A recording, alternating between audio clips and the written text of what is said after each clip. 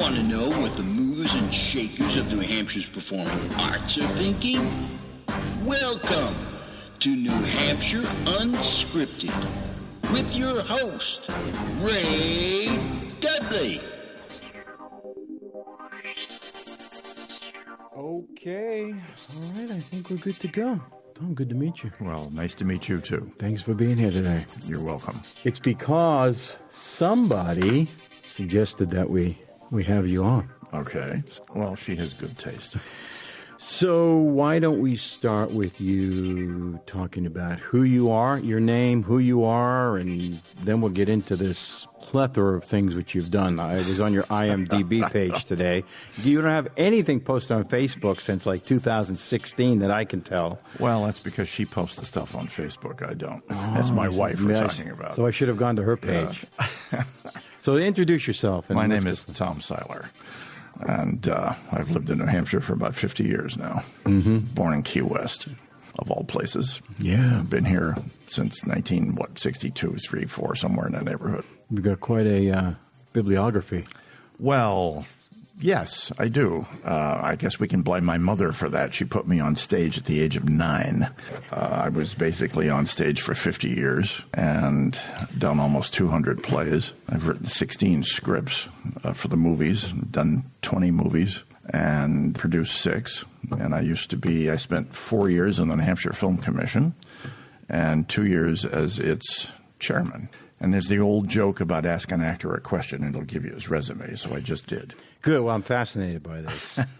Where do you reside currently? Joyce and I live in Dover. My wife, Joyce, and I. You currently active doing anything out there? You mean no theater or film? No, basically, we'll call it I'll say I'm semi-retired. I'm still a member of SAG, and I still go to auditions down in Boston occasionally whenever something comes up and I get a call for it. But I don't do extra work.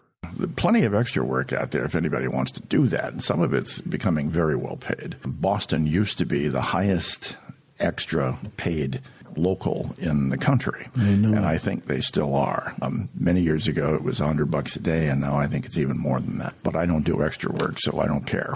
Because you, so I might as well just jump right in there. So why don't you do extra work? What's going on there? Well, I don't do extra work because I've already done considerable principal work, and for which you get paid considerably more money. I mean, I think the after rate today for 1 day is almost $600. So we're speaking with lines. So why do extra work if you can make 10 times that? Now, on the other side of that coin, if I retire and from my job and decide that I am bored and need some more money, I might go do extra work just for something to do. But I don't need to do that for my ego or anything. I've done all that. Yeah, nice. What's the last project you worked on?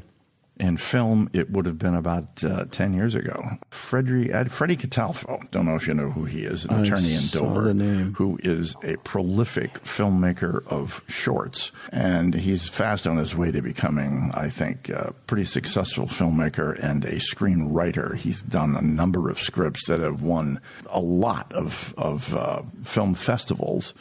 And he's now being repped out in California by CAA and we're keeping our fingers crossed that he's going to be, picked up and do a major film here pretty soon. But the last project I did was with him, and it was called Bighorn. And Freddie writes scripts that are sometimes have a little supernatural aspects to them. And Bighorn was a particularly interesting project because if you remember, there was a Patriots. Adam Vinatieri. That's it, Adam Vinatieri. I was watching the video this morning about Bighorn. Oh, okay. All right. Yeah, Adam Vinatieri kicked, a 40-yard field goal or something and won the Patriots in the last 10 seconds of the game or something like that. So Freddie wrote this script that is based on a fact, which is that Adam Vinatieri's great-great-grandfather was George Armstrong Custer's band leader. And at the last minute, Custer decided that he was not going to take the band to the Little Bighorn. And had he done so, Felix might very well have been killed and Adam never would have been born. And therefore, the Patriots would never have won the playoff. Yeah, that's fascinating. So Freddie wrote this script that was based on that theory. And it involves the supernatural guy finding a trumpet that he is told that he can play anything he wants on it as long as he doesn't play the Gary Owen song. And so, of course, he has to play it. And he plays it, and boom, he's back at the Little Bighorn. And he winds up dying as a result of it. And I had a small part in the picture and supplied most of the guns for it because I also used to collect guns. And so I was an armorer as well as an actor out in L.A. And in fact, I worked on one of Robert Urich's last films as an armorer. Really? Yeah, a picture called Clover Bend, which nobody could remember the title of. And we're on location. I'm jumping ahead here to tell you this story because it reminded me of it. We're on location shooting Clover Bend out in Simi Valley someplace. And at this old abandoned convenience store that had been partially condemned because of an earlier earthquake. So the store was still there, but it wasn't open for business, but the film company used it, rented it. So we're all sitting out in front while they're changing the cameras and taking a break or relighting the scene or whatever. And there's 25 or 30 people standing there. Robert Urich sitting there and in his chair, and this tourists drive up and say, "What's the name of the movie?" And everybody just sort of looks at each other and goes, "It's and nobody can remember the name of it." And they finally looked at Robert, who's sitting there, and he's got his script, and he had to close the script to read the title really? of the movie. Really? Clover Bend. Anyway, it was humorous at the time. Never heard of it still, though. Well, it's on not IMDb. It's on Netflix or Prime right now. Really? One of the two. I'll have to check it out. Yeah. And if it wasn't his last film, it was really close to it. He may have done a television or something thing after that, but then he died shortly after that. But he was a nice guy. Interesting. Very interesting guy. So I just want to touch base real quick. Fritz Weatherby's in that, in Bighorn. Oh, Bighorn, yes, yeah. Fritz. I've done 2 pictures of Fritz. I saw him in there this morning. And I can tell you a story about that, too. Years and years and years and years and years ago, when Fritz first started at Channel 11 doing the same thing he's doing on Channel 9 with the stories, he and I both auditioned for the same part at the same time. That is interesting. And he got it. I didn't, obviously. Could have been Bighorn right there. He has a more interesting voice than I do, I think. But, yep, Fritz and I both auditioned for the same thing. Very interesting. And Freddie's first movie was called The Rockwell Code, which was based on the Da Vinci Code. And it was a satire of sorts. Well, no, definitely. And Fritz played the museum curator. If you've seen the Da Vinci Code, the guy gets murdered in the beginning of the picture.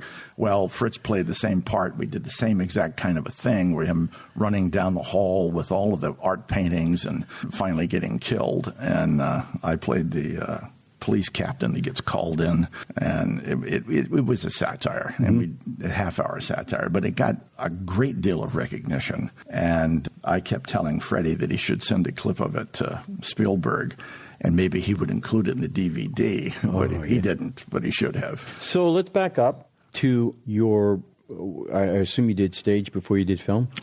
Yes, as I said, my mother put me on the stage when I was 9, and I did theater for 50 years. Locally? All in New Hampshire? Well, no. Well, you were born in, I was born in Key West. I did stuff in college, and I was born in Key West, and I grew up in the Keys, Florida Keys and Marathon, and my mother put me on stage down there at the age of 9. And my first play was something called The Saturday Evening Ghost, which is about a ghost that only comes out on Saturday evening and had a taste for plum pudding. It was a very strange play. Anyway, I did stuff in Florida in college and in summer stock and in New Hampshire and in Maine and in California and in Nevada. So where did you get? So did you get a love for theater at age 9, or did it come later? Did you just like? No, I think I got the bug right off the bat. Yeah. Because after I did that one, then I did another one at the age of 10 or 11 called The Happy Haven, which was no, that's not right. Happy Time, which was a Broadway play at the time, or just come off of Broadway, and another comedy. So, no, I got bit right off the bat with that. And I even did stuff. I went to a military academy, Riverside Military Academy in Gainesville, Georgia, and, we did Mr. Roberts and Stalag 17 and plays that all male casts, pretty much. No, I've been on the stage ever since.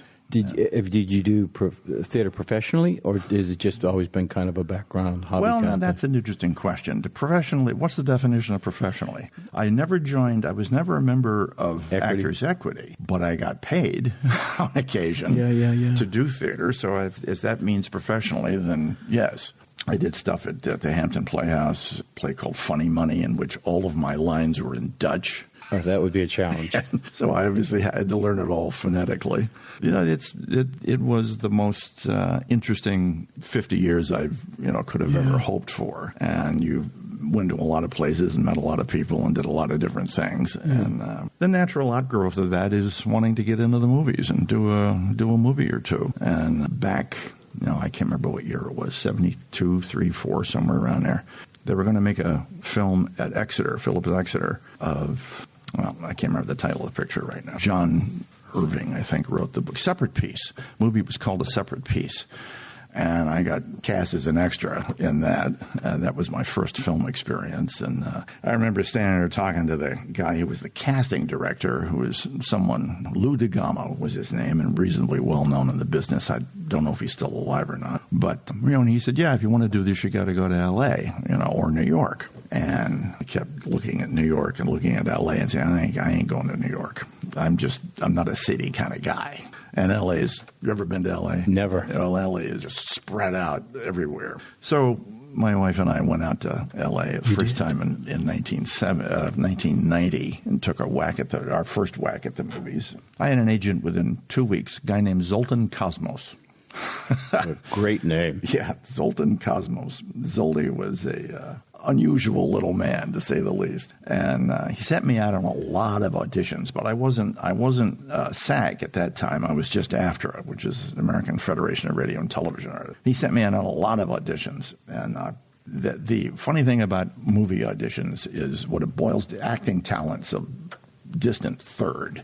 It's who you know and what you look like. Oh, for sure it is, up front. What you look like, who you know, and acting, whether you can act or not, is kind of beside the point. And one quick story. A movie called Mom and Dad Save the World. I went to the audition and didn't know what I was auditioning for, but I walked in and they handed me this part of a robot. So I'm sitting, in the waiting room. Hurry up and wait. Yeah, I know that. And I'm sitting in the waiting room, and I can hear people auditioning, their voice.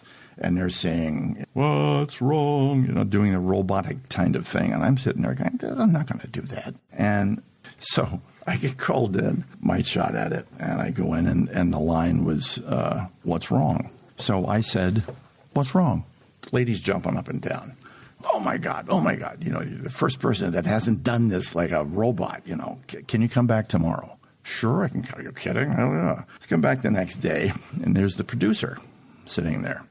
And she and the producer, the casting director and the producer, and the producer looks at me and he says, do you think you could handle a larger part? What do you think? Yeah, really, you're not kidding. I'm an actor, man. What do you want? So he says, do you think you can read the part of the preacher who's going to marry these people? And I don't even know what the story is at this point, but yeah, sure, fine. So they give me what they're called sides. Yeah. And so I go out in the hall and kind of learn the 5 lines of dialogue and come back in and I do the 5 lines. Oh, my God, great. Can you come back tomorrow and meet the director? Are you kidding? Yeah, what time? 9:00. Okay, great. So I come back the next day and walk in, and there's 3 chairs in a little half circle. Casting directors on one side, the producers on the other, and the director's in the middle. And I walk in, the director looks at the producer and says, you got to be kidding me. Seriously? That's great for your ego.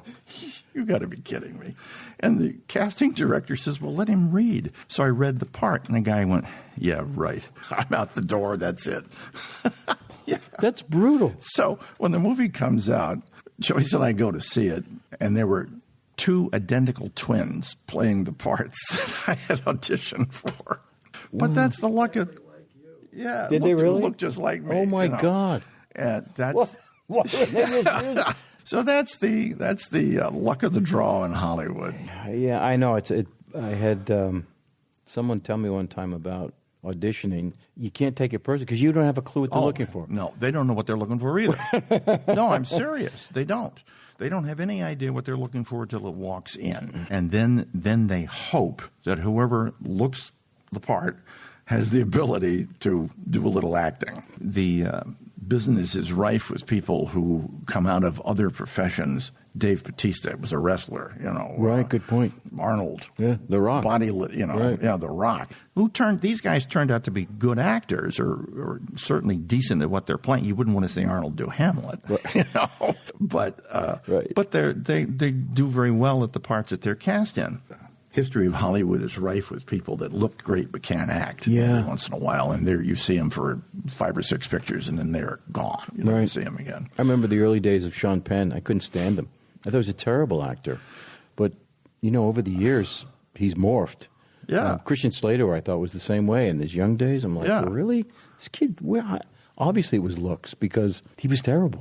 Absolutely. There's no way to tell. They just got, Christian Slater had a little something going for him because his mother is a casting director. That's the same thing like Nicolas Cage, too, right? Nicolas Cage? But Nick's not a bad actor. Yeah. I can tell you a story about him, too.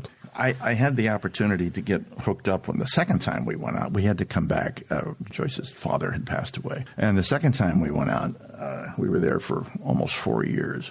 And I got lucky again and hooked up with this woman who was a producer. And she liked me, and she produced all kinds of things, movies and TV shows and, reality shows and whatever.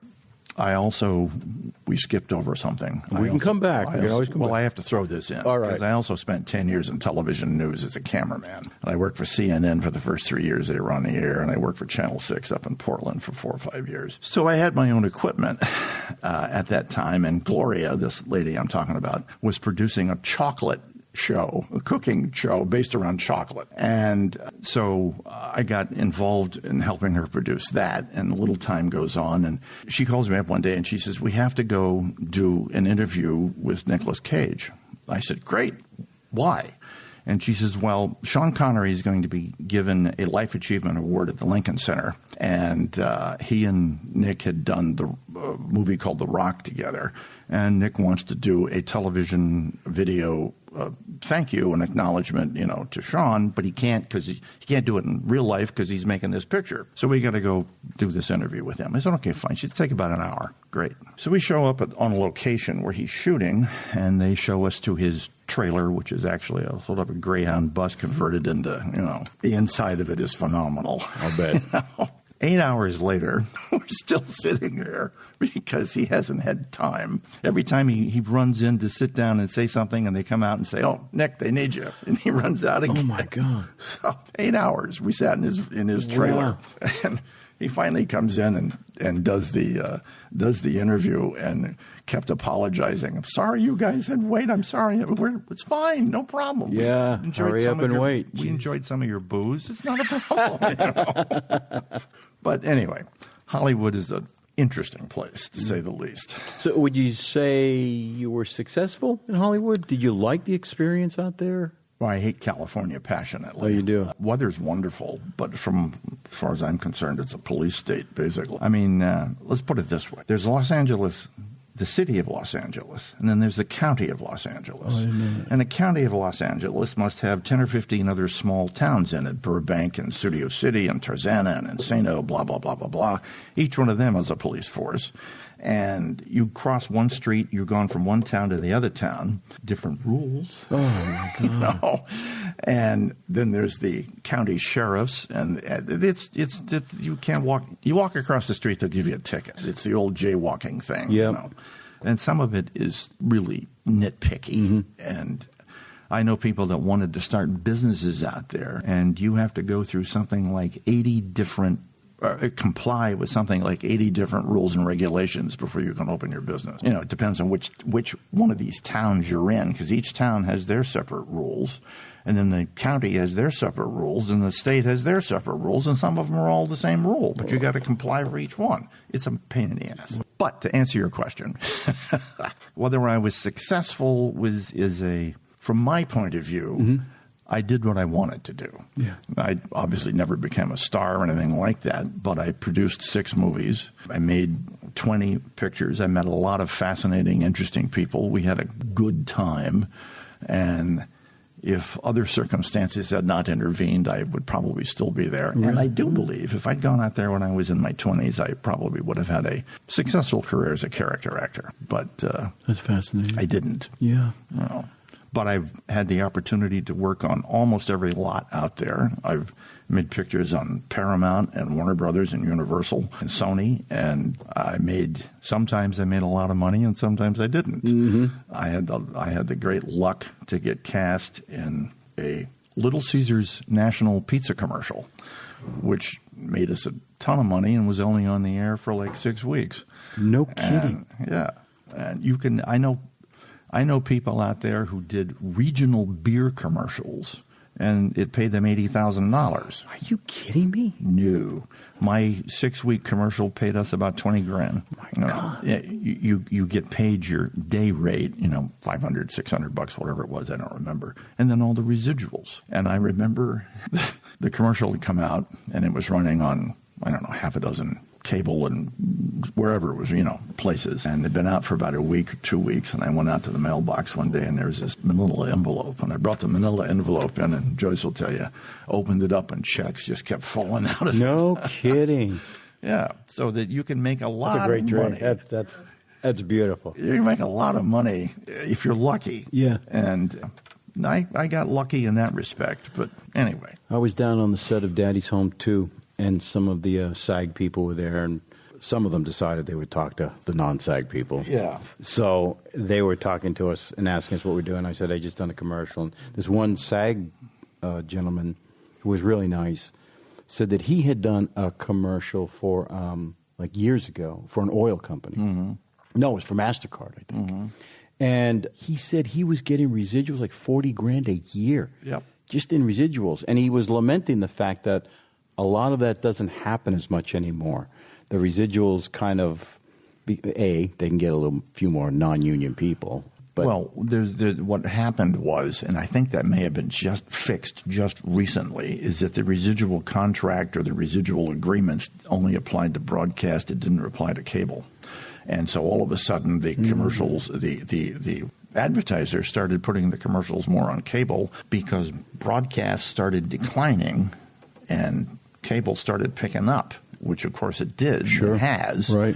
And the SAG contracts were set for this is for 5 years or this is for 8 years or whatever.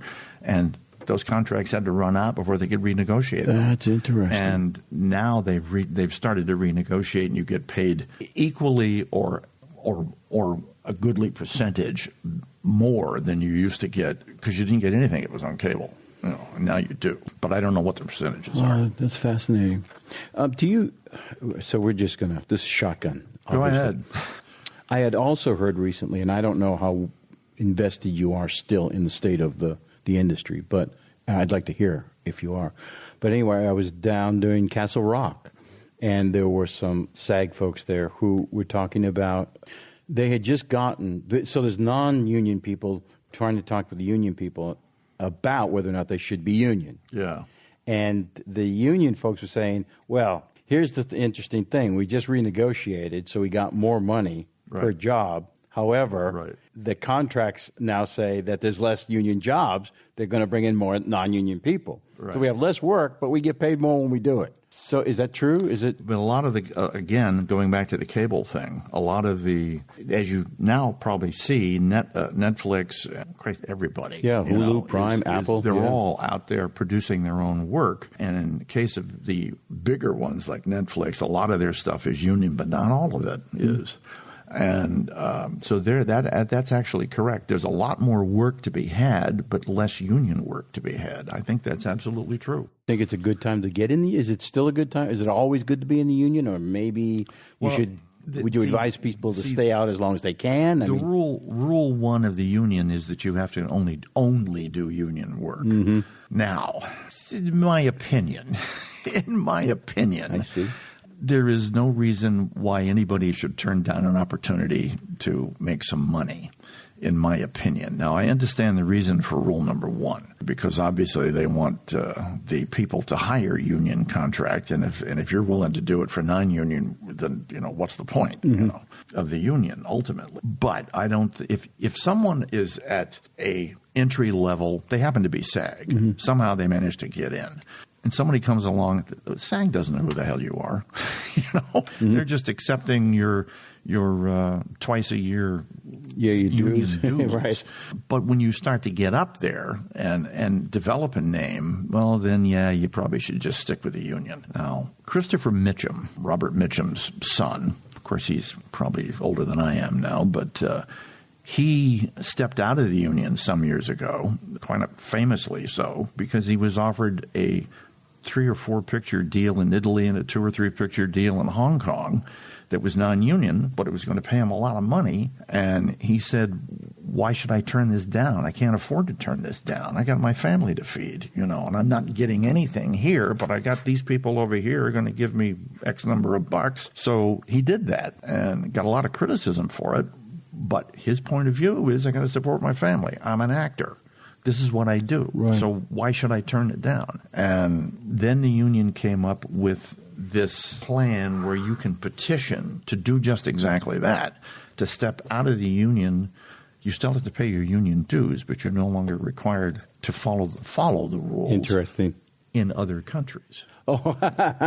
In other countries. I see the loophole there. In other countries. Now, at the same time, there's Clint Eastwood, who famously went to Europe and did to Italy or Spain or wherever it was and did the spaghetti westerns, the first 3. And if you read his biographies, he got paid $10,000 or $15,000 to go do these. And I don't think they were union films at all. Yeah. Because he was the only American actor in the first one, and I don't know whether Lee Van Cleef showed up in the second or third one, but Lee Van Cleef had moved to Italy for this very same reason, that he wasn't getting any work here, but he was making tons of movies over in Italy. Oh. So why should I let you prevent me from earning a living? Yeah, what a crazy rule. Out of the country, who cares, I think. Today, I don't know if that's true if you're someone of their stature. If Eastwood 10 years ago, of course he's in his 80s now, but 10 or 15 years ago, somebody came along and said, let's go make a movie in South Africa, I don't know whether he would have to comply with that or not. But anyway. I wonder if that has anything to do with a lot of these television shows that are being made now in Canada. Does that? Well, they're going to Canada now. That it doesn't apply up there. No? They're going to Canada because theoretically it's cheaper to shoot in Canada. I don't happen to think that that's totally true because Canada has a devalued dollar. Their money's worth less than ours is, and that's what they're looking at. But I think the Canadians just inflate the prices, so it still winds up being about the same. That's an opinion. I don't have any proof of that, but I wouldn't. Why wouldn't they?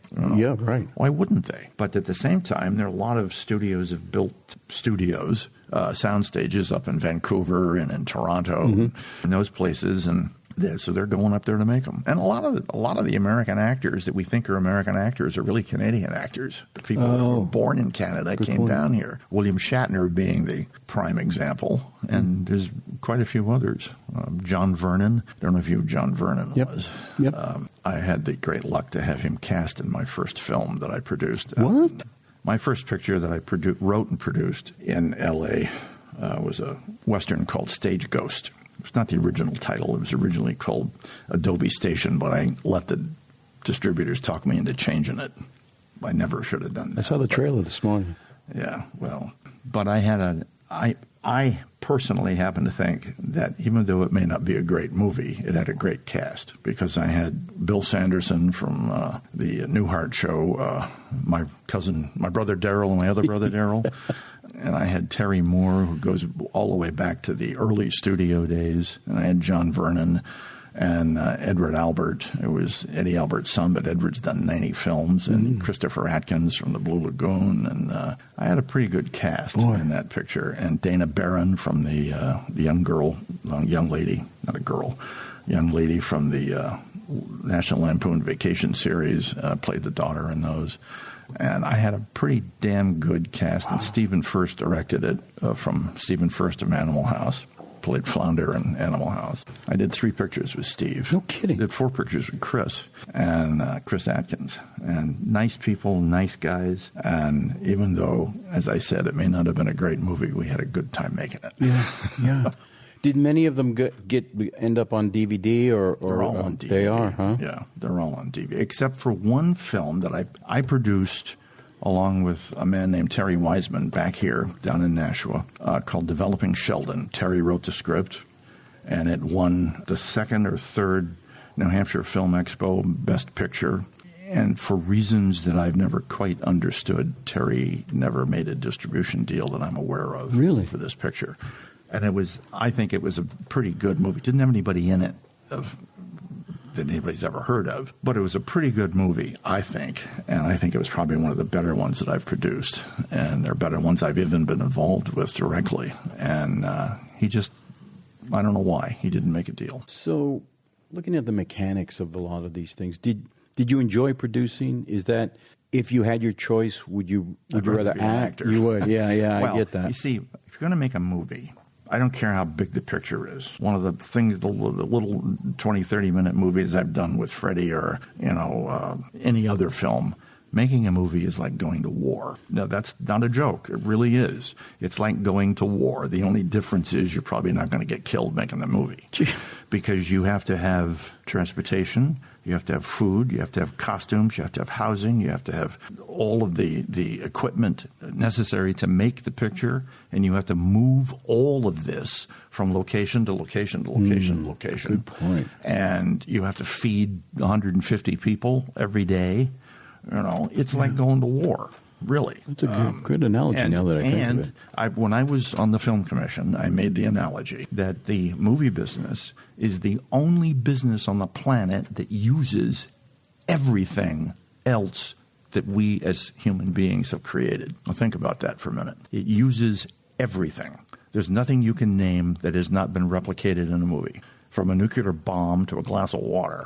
It required, in order to make the picture, you have to have everything that we have made on this planet in one form or another, depending on what the film is, of course. If you're going to do a film about Vikings, you got to build longships. If you're going to make a film about, last night, Joyce and I were watching a picture called Operation Crossbow about the V-1 and V-2 rockets. Well, in order to make the movie, you got to build V-1 and V-2 rockets. They don't have to work, but you got to look like they do. Right. And full-size one. So it's the only business that uses everything else that we've ever made.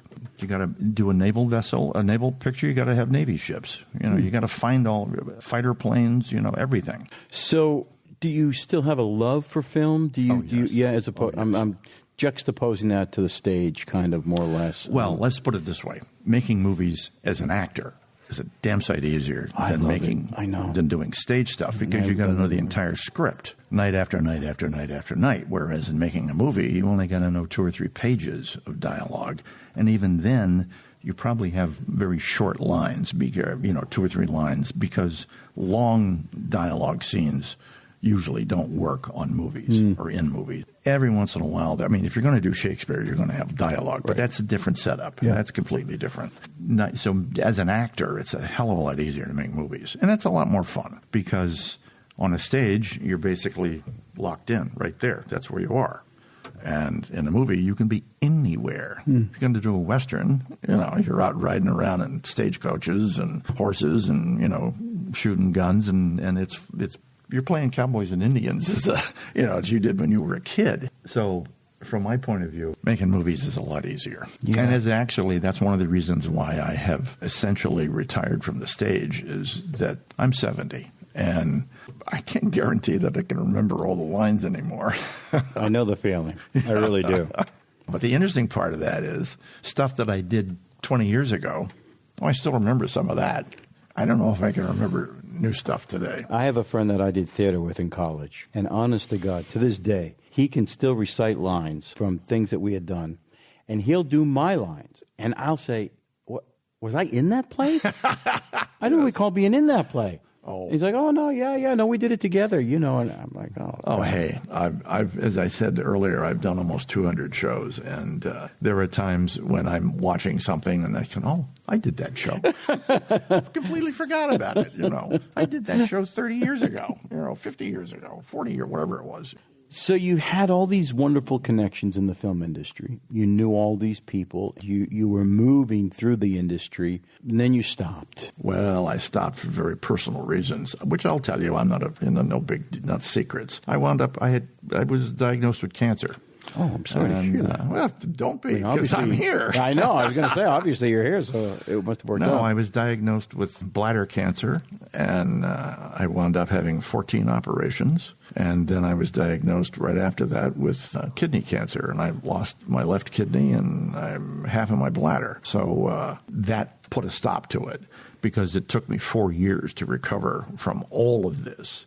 And in that 4 years, my mother died, and I had to take care of my father, and her mother and father passed away. My wife's mother and father passed away. So we had to come back here to take care of her mother and my father. And at the same time, I was going through all of the cancer treatments. And once you've lost the momentum, it was like, I'm not going to go back and start all over again. Yeah, I imagine it takes a lot of energy to it does. Try to restart that. Yeah, I'm not going to go back and start all over again. Yeah. And now I'm definitely not, because I just think I'm too old, and I basically lost my interest. Is he too old, Joyce? No. Exactly. Right. Thank you. Put things on hold for us. There you go. He never lost the spark, and we're still talking projects now. So. Well, the only other problem with that is we can talk projects now until hell freezes over, but you got to come up with the money to make. Oh, I see. There's always that block. Always. Yeah. Joyce and I were associated with the Amesbury Playhouse down in Amesbury, Mass. In fact, that's where I met her. And so essentially, with the breaks to California that I've talked about, I was there for 25 years. And I was averaging probably 4 to 5 shows a year down there. And that sort of took up the slack of not doing stuff out in L.A. when we came back. And I was able to go back to doing that. Was that as a paid professional, or was that just community theater kind of a... Do I need to edit right here? No.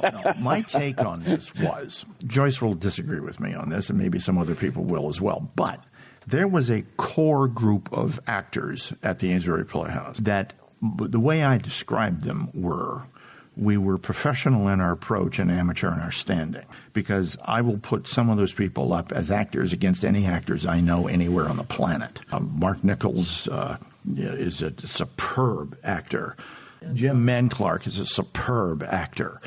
These people, they know what they're doing, and I've done shows with both of them, and they can stand in any stage in the world with any actor you can name and hold their own. They're fine actors, and it's just worked out that way. It was also a training ground for Amesbury, for a lot of people who were coming into it. We've had people that go on to Broadway. Yeah, Andrea McCormick went on and did Broadway, and we had a couple of other people that went out to Hollywood.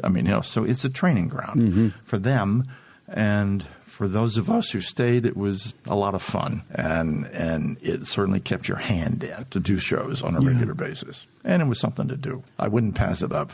We were all very universally upset when the Playhouse closed and the building was sold and that we were in, and the rent went up, and it just wasn't going to work. So I know every time I hear of a theater closing, it breaks my heart. Yeah, but they were there for 40 years.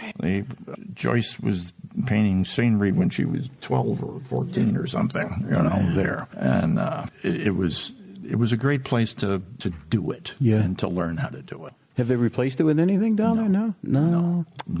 It's a shame. Not that I'm aware of.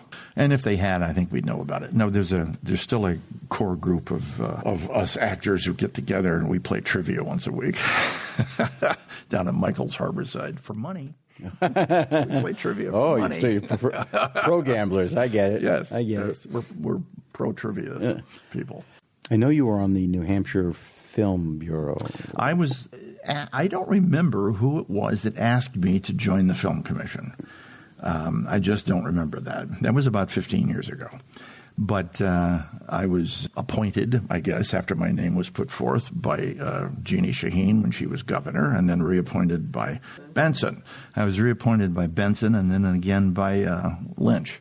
So I was on the commission for 4 years and 2 years as its chairman. And that was interesting. We used to meet. We started out in travel and tourism, and then for reasons of, I'm sure, of political nature, it was moved to cultural affairs with Van McLeod, and then they changed the name from cultural affairs to cultural resources, so we couldn't have affairs anymore. And is when we moved over to Van's shop that I wound up as the chairman for 2 years. And while I was chairman, we had the Brothers of Poland, Maine. Is that right? Poland, New Hampshire. Yeah, Randy Quaid. It was a TV series that they shot up in Plymouth. So while I was there, we had that, and then we also had Sensation of Sight with David Strathairn. And a couple of New Hampshire writers had written the script, and they came up with the money to make this movie over in, where was it made? Plymouth. No. It begins. Well, anyway, I'll come up with it in a minute. It's that memory part that I can't remember.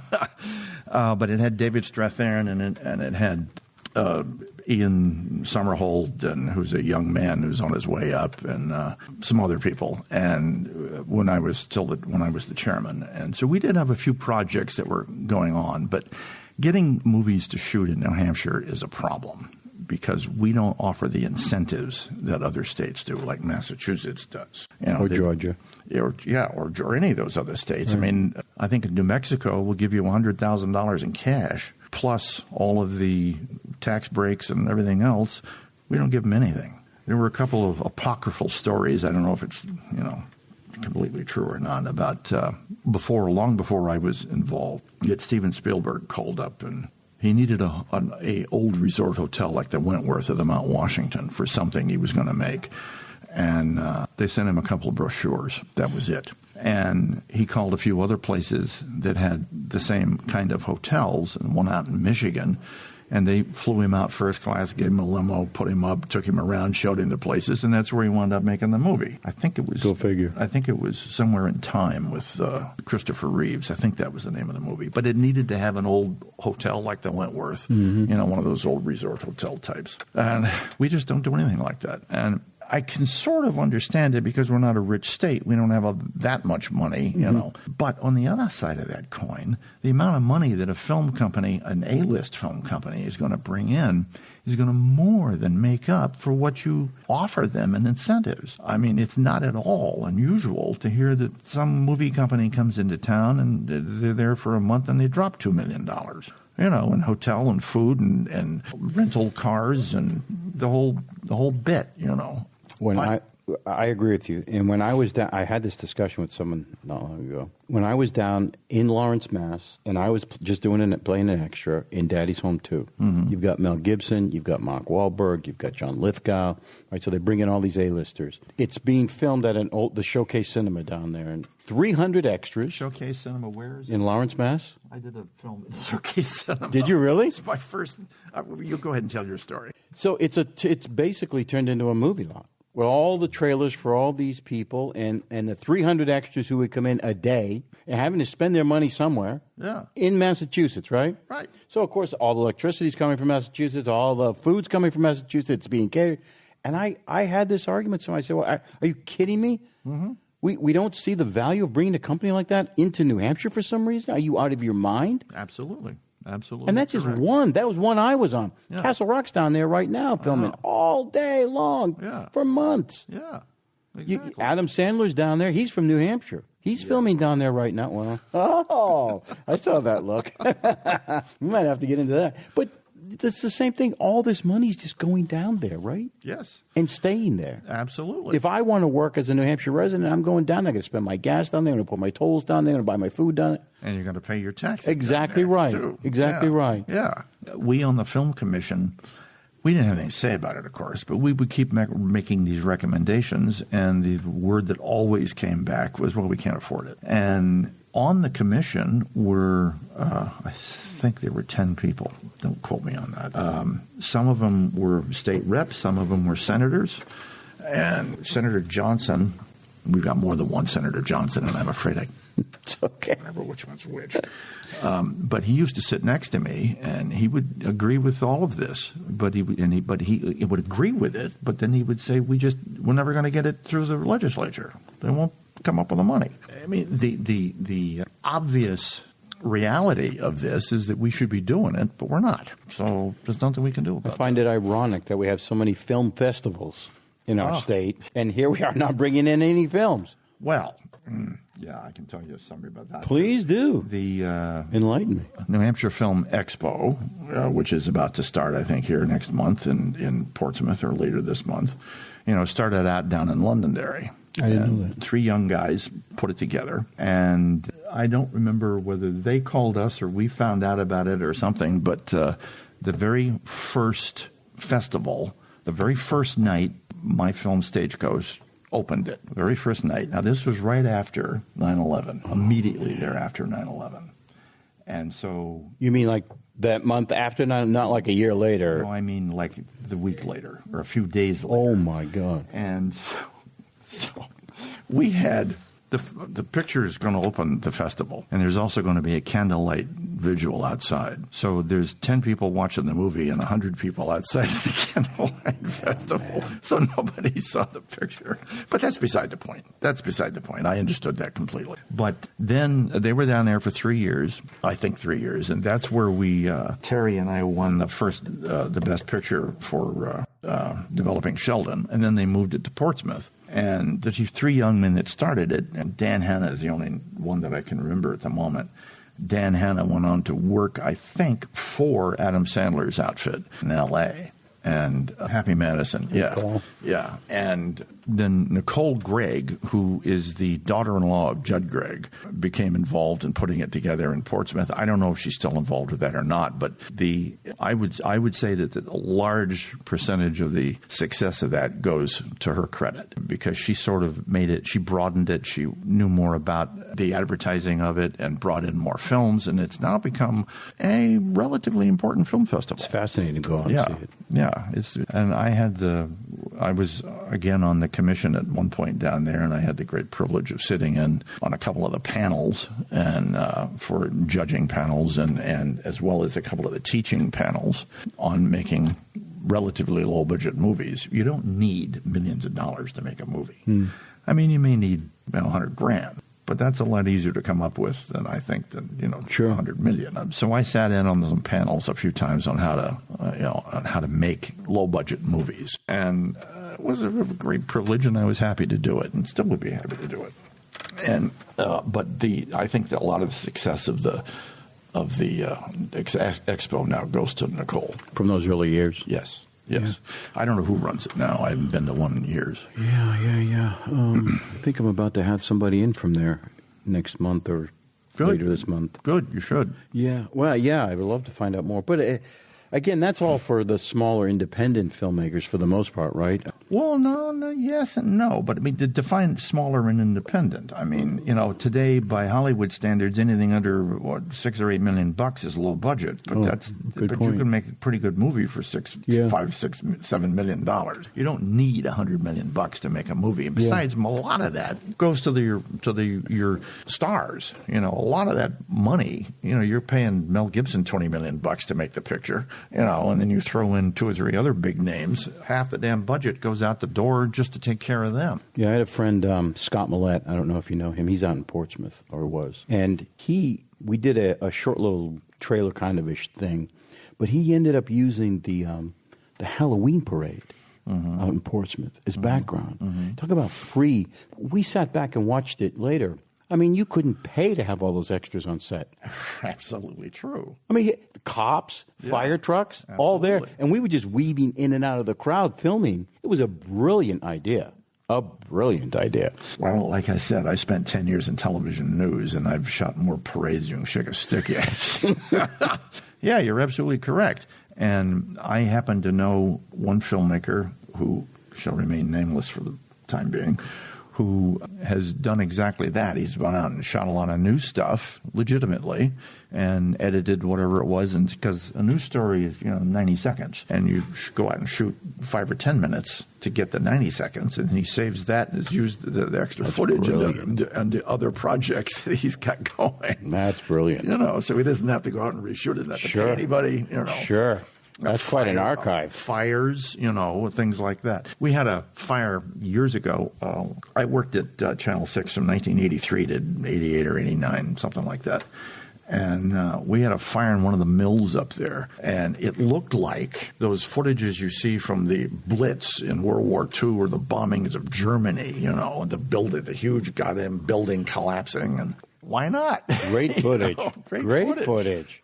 Stick it into your World War II movie. Sure, absolutely. So where do you see the state of film happening now? I think the state of film is so much now dependent on digital is where it's headed. Very few companies shoot on film anymore, although it is my understanding that the latest Tarantino picture, Once Upon a Time in Hollywood, is shot completely on film and distributed on film. But the whole They distribute it on film as well? Yeah, I think That's so. interesting. Can you imagine being a theater that went digital? I think so. I'm not positive about that. But the whole business has changed, and shooting on film is kind of pointless from my point of view because you have to go develop the film. You don't have to develop digital. Right. You got it, just like that. So that's an extra cost that you're saving.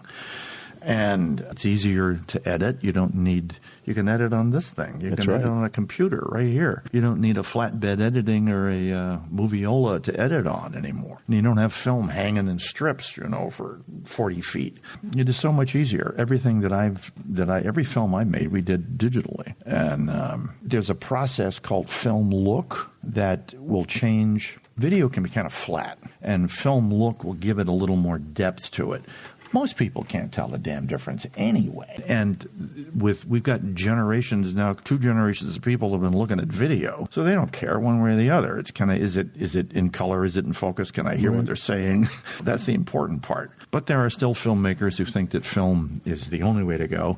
I think it's a dying art, shall we say. I think the entire industry it already has dramatically changed, and pretty much everything's gone to digital. And the same for distribution. But to get more in depth to your question, I think that the fate of the movie theaters, another couple of generations, I'm not so sure they'll still be there, because we go to the movies on a weekend, and we go because we're seniors and can take advantage of the matinee. But we don't see very many younger people in the theaters. Right. It's the older people that are going to the movies. And now that television, for lack of a better word, cable, has started streaming so much. I mean, if you can't find something to look at on Netflix or Prime, you don't really want to watch a movie. And DVD, you don't have to go to the movies anymore. When you get television screens that are the size of movie screens. Absolutely. I mean, and sound systems in homes that rival anything. Right. So I wouldn't be surprised if in another couple of generations the concept of going to the movies won't exist anymore, going out. Which is sad. I know, think, right. Because I like going to the movies and sitting in the back of the theater with a bag of popcorn. It's like the old days of going to the drive-in, right? Yeah, well, that's long gone. Right. Too, the only one left I know much. is the Wares, pretty much. Yeah, there's 1 or 2 left in the country, and that's it. Of course, sometimes we went to the drive-in for other reasons. Oh, really? Huh. There are other reasons? But I don't think that the movie theaters are going to last, and I think that that's too bad. But the technology, like everything else, advances. It changes, and nothing ever stays the same, and unfortunately. And that's just the way it's going to go. It's funny you say it, because theaters are having the same problem, getting people in. Yeah. That's what I'm... Which is an interesting... You mean live theater? Live theater. Stage. Yeah. I was recently talking to 2 theater owners, or artistic directors for them. And they have both said the same thing, that people aren't coming out as much as they used to. And a lot of the people are our age. They're all in their 60s. Yeah. Nobody young is hardly coming out to them anymore, Down in Amesbury, we used to have busloads of seniors on. That was the deal. It's a senior night out.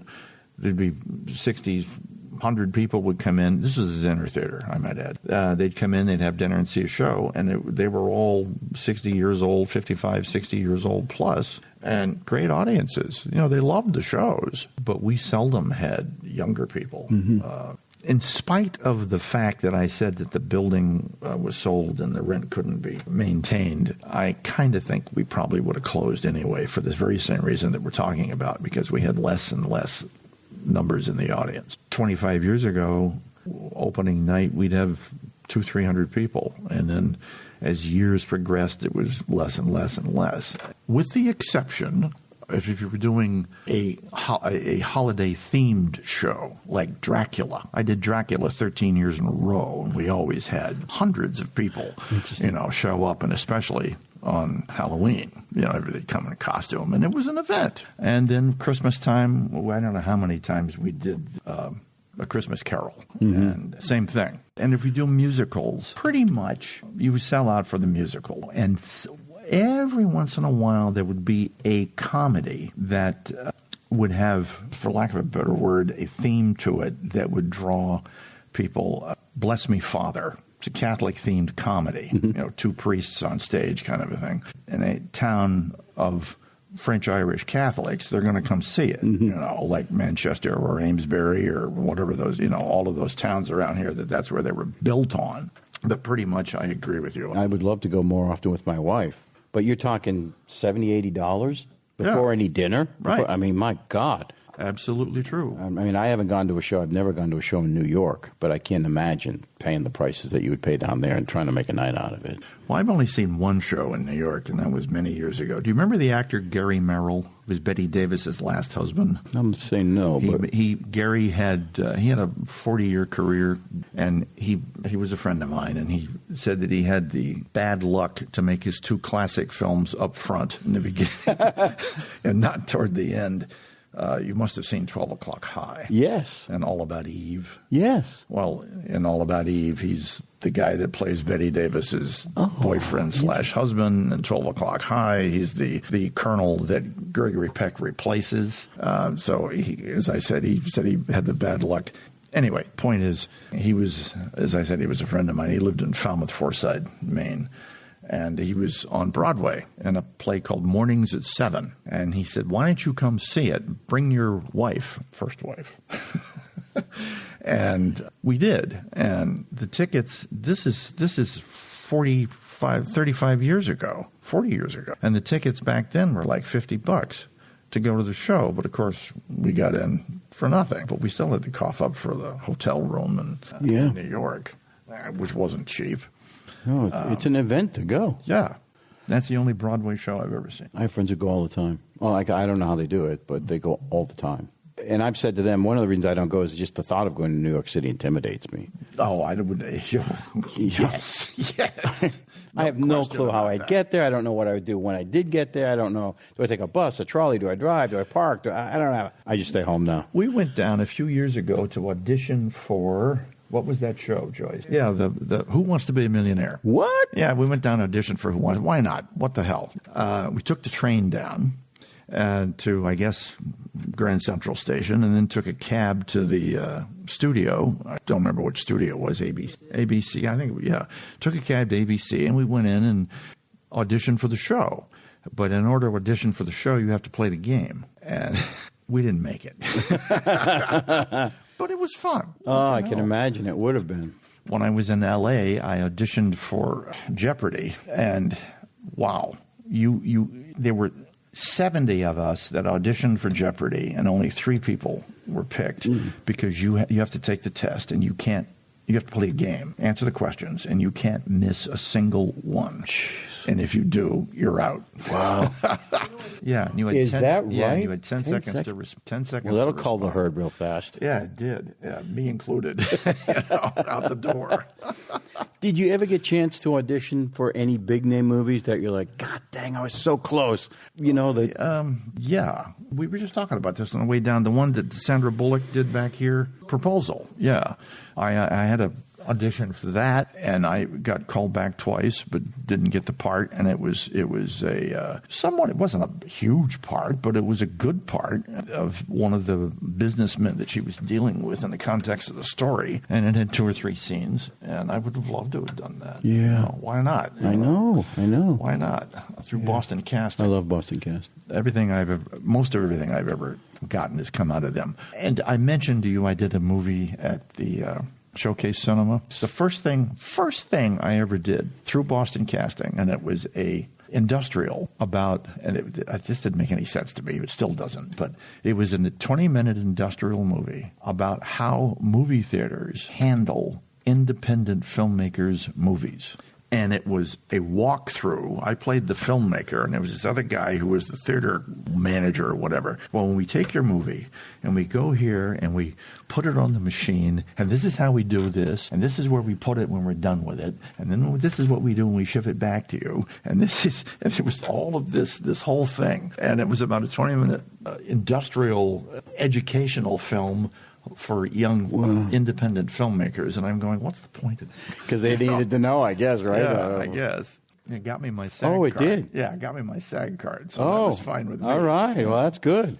And then I followed that with another commercial for the Shawmut Bank, which doesn't exist anymore. Right, my uncle used to work for the Shawmut Bank. So those two are what got me my SAG card. Right. So how about TV? Have you done any TV? And I know you said you were a cameraman for CNN. Yeah. That's had to be fascinating. I was a cameraman for CNN for 3 years. I would work.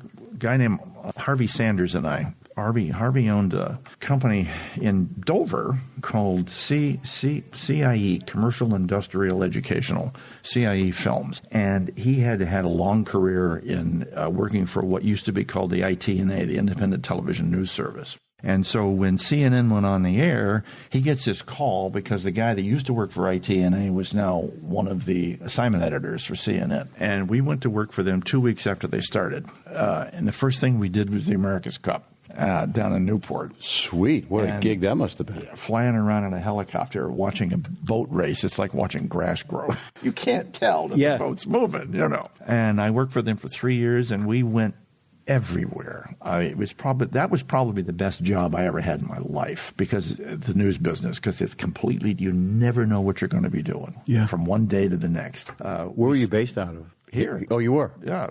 Because they were from Atlanta, right? Yeah. But they hired us to cover the Northeast, and then they sent us in 1980 across the country covering Senate races in Idaho and Illinois and South Dakota and Washington and Colorado, blah, blah, blah. And we were out there covering Senate races and talking to George McGovern, and story about that. In South Dakota, they have Sioux Falls, South Dakota, whichever, can't remember. They have what's called the Hobo Day Parade, in which every politician who's going to run has to be in it. You know, it's got to be in it. Seriously? Yeah, it's got to be in it. I'll never run for governor. And so everybody dresses up as a hobo. So McGovern's there, and he's running for the Senate at that point. His re-election to this is long after he'd run for president. And we want to talk to him in particular, and the battery dies on the camera, and to apologize. And he says, well, why don't you guys come over to the house tomorrow morning, 9 o'clock? Oh, great. Yeah, gives us the address. Love to. No problem, Senator. Next day, we walk up, knock on the door. He opens the door, and he's got a shotgun in his hand. He's so sorry, guys. You just came back from duck hunting. Oh, my God. There, puts it away, and we go in, and we do the interview with him. And the interview is over, and he says, so, milk and cookies? Seriously? Yeah. Milk and cookies? Milk and cookies. So, over here on the left is a closet door, and this is not an exaggeration. About 3 feet from the door out, from the top to the bottom, is nothing but keys. 500,000 keys. You know, I don't know what the actual figure is. I'm making that up, of course. And when he finally says, Senator, do you collect? He says, when I ran for president, that's every hotel room I stayed in. Is that right? Yes. Thousands of keys up there? Thousands of keys. Every hotel room he stayed in when he ran for president. Oh, my God. And it was like, wow, that's impressive. Well, that is impressive. I wonder if anyone else has ever done that. I don't know. know. Man, oh, man. So did you like your gig at CNN? I mean, what kind of made you stop that? You said you worked there 3 years? We never actually were in CNN. Oh. Everything we did. You're like a freelancer? Yeah, well, if you want to call it that, but we worked for them regularly, though. I mean, every week. So they were more of a client of yours than... We were going somewhere, doing something. Harvey went out and bought a plane. He bought a Cessna 172, and we flew all over the East Coast for CNN. They sent us down to Washington, which doesn't make any sense to me, but they sent us down to Washington to interview people at Johns Hopkins, the Minister of Health from India. You know, when you don't have any cameramen in the Washington area, right? They sent us out to Long Island to talk to this doctor, this other woman about Ebola. You know, early on. I don't know what the hell that was. And we interviewed guys who had just won the Nobel Prize. The two guys that had just won the Nobel Prize for medicine for creating what we now call an MRI, but it was originally called an NMRI, a nuclear magnetic resonator. Wow. And people got nervous over nuclear, so they just changed. No kidding. Yeah, welcome to marketing. Yeah. We went up to the top of Maine to cover the International Sardine Packing Championship. Oh, there you go. You know? Something I can say I have not been to. Yes, I mean, we went where they flew us. We went everywhere, and as I said, right across the country. Although not in that plane, we took commercial for that. But so this was, when did that, 70s? When did Ted Turner start? 1980. Well, I worked for them from 80 to 83, and then I was also, at the same time, freelancing for Channel 6 up in Portland, and they had a guy... as a photographer? Yeah, as a cameraman. And I'm still doing theater on the side, by the way. And they had a guy that got hurt, broke his leg or something. He was going to be out for a while. And Tom Anthony was the assignment editor up there, and he called me up and he said, would you care to come up here and work for us full time for about 6 months? And I said, he says, well, so-and-so gets, is back on his feet. And I said, and he says, quoted me a figure, which I no longer remember, but it was pretty good money for that year and day and time. And I said, sure, absolutely. And Harvey was about to move on. He didn't want to do CNN anymore. So this worked out perfectly. So I went to work up there for 6 months. At the end of the 6 months, the guy comes back, and I figure I'm going to be out. And nobody said a word. And so another month or two goes by, and I go to Tom, and I said, and he says, oh, no, you're permanent now. Didn't you know that? Thank you. Great. So I was there for 5 years doing that. And again, it's the best job I ever had. So did you like television, or did you just like the camera part of it? Oh, the camera part of it. Now, that's where I learned how to make movies, though. Pray tell. Because in terms of the technical aspect of putting together a 90-second news piece is no different than making a 90-minute movie. The way you shoot it, the way you edit it, it's still the same. So you're just doing a story on a smaller scale. Yeah, the subject matter is different, but the technical aspects of making the movie are exactly the same, and there is no difference. You still got to have it lit and in focus, and you got to understand the language of film. WMCW, wide, medium, close, wide. That's how you shoot a scene: wide shot, close shot, medium shot, wide shot. And that's, if you look at movies, that's the way they're done. Not a car chase or something like that, obviously not. But it's a wide shot to establish what's going on, and then a close-up of the person who's talking, and then a medium shot for a two-shot if two people are talking, and back to the wide shot again, or move on to the next scene, which starts with another wide shot. So it's wide, medium, close, wide. That's the language of film. And as I say, not for every single shot, but that's pretty much the way it is. Now, when I first got into this, somebody said, I have some World War II German training films. Turn the sound off and watch how they make the movie. And so that's what I did. Wide, medium, close, wide. Wide, medium, close, wide. No kidding. Then I started looking. Well, there's a famous story about Orson Welles. Before he made Citizen Kane, he watched John Ford's Stagecoach about 40 times with the sound off, looking at how he put the movie together. It's the same thing. That's brilliant. Wide, medium, close, wide. No kidding. And then Orson Welles went and made Citizen Kane. And Orson Welles was asked on more than one occasion, who are the best three directors? John Ford, and John Ford, was his answer. So, God, there's so many things I want to ask you, but I know I can't keep you here all day. Oh, why not? We have anything else to do.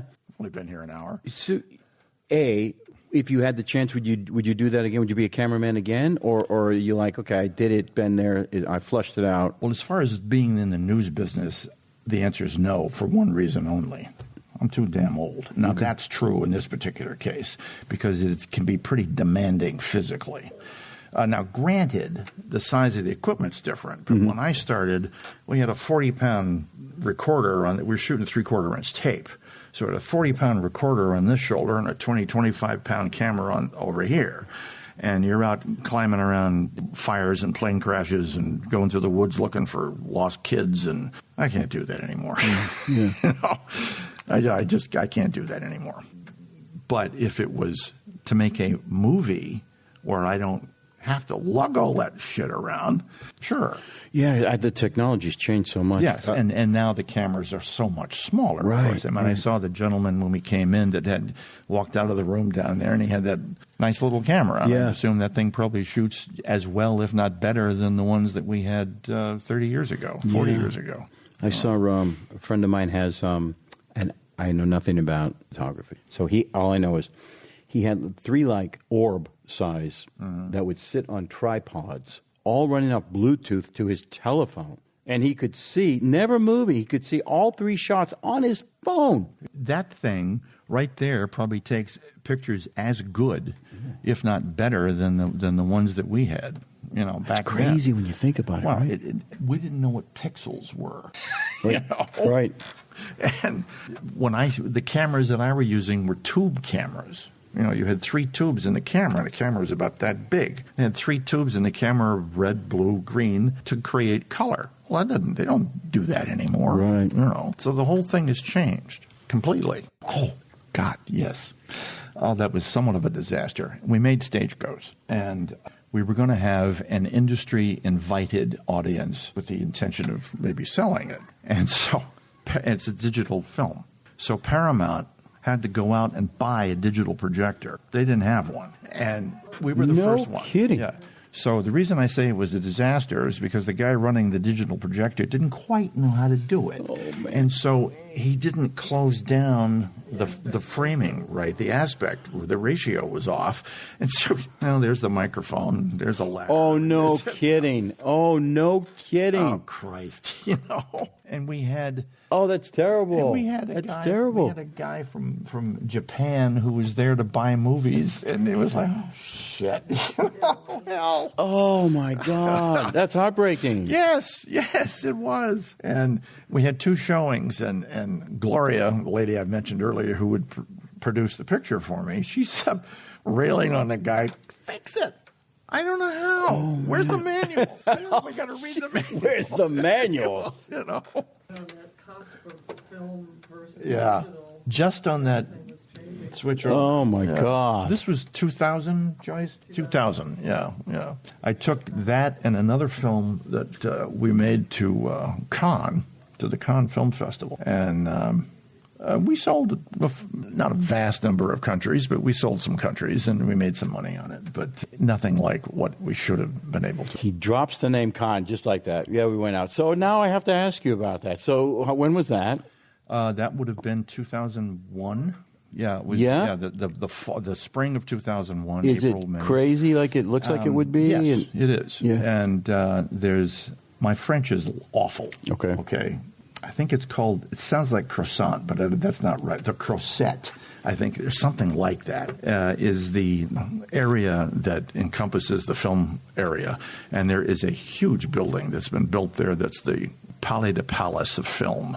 And that's where there are 2 aspects of the Cannes Film Festival. One is the film festival, and the other is the film market. I did not have my films in the festival. I had them in the market, but they're both in the same place at the same time. And that famous red carpet that goes up the front steps of the palace is everybody lines up to see who's who and all of that. But the more interesting aspects of it is what happens at the end of the day. Now, Cannes goes on for about 2 weeks. Mm-hmm. And at the end of the day, You ever heard of Grey Goose Martini? Yes. Okay. Or vodka, I mean. Yep. Every day, at the end of the day, there's all of these vendors that are lined up in tents out on this Crozet thing. And at the end of the day, from 5 to 7, if you were participating in the market or the film festival, you got 2 free martinis of Grey Goose. So there would be bigger lines to go there. Man. Or to get into the festival. Well, we know where the priorities lie. Yeah. So Gloria and I used to just line up to go and get our free martinis. But it was we stayed at a place called Jean Le Pen's, which is 15 minutes out of Cannes, and we take the railroad in every day, every morning, and it was like 50 cents or something, and whatever comparable French money. And we'd come in and then go home at night. And there's 2 other stories I got to tell you. There's west of the palace. There's this street it's a hill, goes way to hell and gone up. Restaurants on both sides of the street, nothing else but restaurants, and all of the seating is outside. So the actual street's about that wide. Oh my God! With restaurants over, the people are seating often on both other sides. Best food I've ever had in the world was there. And every night we'd start at the bottom of the hill, and the next night it was another one. And by the time at the end of the 2 weeks, we made it to the top of the hill. So it was excellent food. Man. But the other story I got to tell you is the first movie I made out in L.A. was a bad version of The Man in the Iron Mask. Okay, it was really bad. But we produced it at Paramount. Gloria and I produced it at Paramount. And who makes a Three Musketeers movie with no sword fights? This is ridiculous. But set that aside for the moment. We're at Cannes, and Gloria runs up to me and she says, "We got to go out to this island that's out in the harbor." I said, "Why?" And she says, "Well, come on." We go outside, and she says, "You can see the island." She says, "You see that fort out there?" I said, "Yeah." And she says, "That's where the real Man in the Iron Mask was held, so we got to go." Oh, okay, great. So there's a ferry that goes out. So we go out there, and we go up to the fort. Now, every movie that you've ever seen with the Man in the Iron Mask, he's in this little tiny cell, with straw on the floor. Well, the place he was really in is half the size of this friggin' building. What? Really? Huge room, one room, but a huge room with a raised platform with a 4-poster bed and a fireplace. No kidding. You might call it a cell, but you could live in it with no problem. Oh my God. Windows that That wouldn't make a good movie then. No, not that. Windows that looked out over the Mississippi, over the Mediterranean, and it was like, well, if I got to be in jail, this isn't bad. Jeez. Yeah, I was really surprised. Oh my God. It was quite something. So, stage, some television, is camera work, film work. A couple of questions. One, why aren't you like a consultant at this point for people? You have a vast knowledge. Nobody's ever asked me. Really? That's not totally true. I've advised Freddie when he's asked me on some of the. As I said, Freddie's made about 10 or 11 short movies, and on 2 or 3 of them, I was the armorer for one of them for him. But if he needs something weird, he calls me. Okay. I mean, for Bighorn and for a movie called Stag Hunt, and as I said, for the Norman Rockwell Code. But nobody's ever asked me. Interesting. I occasionally offer advice to somebody online, some of these young filmmaker, young actor, I want to be an actor, I want to be thing, and I'll throw my 2 cents worth in. And a couple of guys have come back, and I guess for lack of a better word, we'll call them Facebook friends. I've never met either one of them, wouldn't know if I fell over them, but they've asked me some intelligent questions and wanting to get into the business, and I've given them the benefit of my experience, if you want to call it that, and I've offered them advice. As whether they choose to follow it or not is up to them. So that was my next question was, what type of advice, if you wouldn't mind, would you give to somebody who's just starting out and thinking about, should I go to L.A., should I go to New York, should I stay in Boston, do I go to Georgia, Canada, do I need an agent? What would you say in this day and age would be some good starting out advice? Well, if you're talking about being an actor or a filmmaker. Actor. If you're talking about being an actor, I'd say start now, find a stage that's going to let you get on. I'm sure there are community theaters. They're always looking for men. They got plenty of females, but they're always looking for males. And get as much stage time as you can, because even though there's a difference between film acting and stage acting, the stage-trained actors are going to be a hell of a lot better than the film-trained actors, which is not to take anything away from some major talents that are film actors. I don't mean that. But starting out, get all the experience on stage you can get. And if you want to be a stage actor, go to New York. If you want to make movies, go to L.A. For sure. Absolutely. Still even this day. Absolutely. Absolutely. Because there's still all of the commercials that national big commercials that I know of are cast out of L.A. There's always a few exceptions to that, sure. But pretty much all of the big advertising agencies go to L.A. for their commercials. And even though you may wind up going to L.A., the movie you get cast in, assuming you get cast, could be shot anywhere in the world. Right. You know. Another story. I told you about my friend Gloria and her wanting to do this chocolate show, cooking show. Just before we did that, I had an audition for a Coca-Cola commercial. And the theme was, if you may recall, Coca-Cola at one point had a polar bear. Yes. With a Coke. Sure, right. Well, the theme was an Arctic explorer comes up over a hill, and there's a polar bear with a Coke. You know. So I auditioned for the part. And I've had hundreds of auditions for which I never heard another word. So I'm on a plane on the tarmac at L.A., about to go to San Francisco with Gloria to shoot this chocolate cooking show. And my buzzer goes off from my agent, and I call her, and she says, "They want you for the polar bear commercial. You and another guy. You got to get over there. They really like you." I said, "I can't. I'm on the plane. We're taking off." She said, "You got to get there. You got to get there." I said, "Oh, Christ." So I called Joyce. She called... No, I told Gloria first, and Gloria said, "I'll put you on the plane back immediately." She said, "As soon as we get there, you'll be back here in 2 hours. You'll be back here." And they said, No, you got to be there at 9 o'clock or whatever the time was. So I called Joyce. Joyce says, "I'll pick you up. I'll get you there." Joyce calls the casting agent, and they said, "If he isn't here, forget it." She says, "Well, but he's on the plane. He'll be back here in an hour, 2 hours, whatever the figure is. Can't you get?" "No, absolutely not." Seriously? No. They like him. If he doesn't care enough to show up, then we'll cast the other guy. He doesn't care. He's on a plane. Are you kidding me? $500,000? No, that's right. I'd have broke a window to get out of that plane. It was a commercial that was not going to be shown in the United States, but everywhere else in the world. So it was a complete buyout.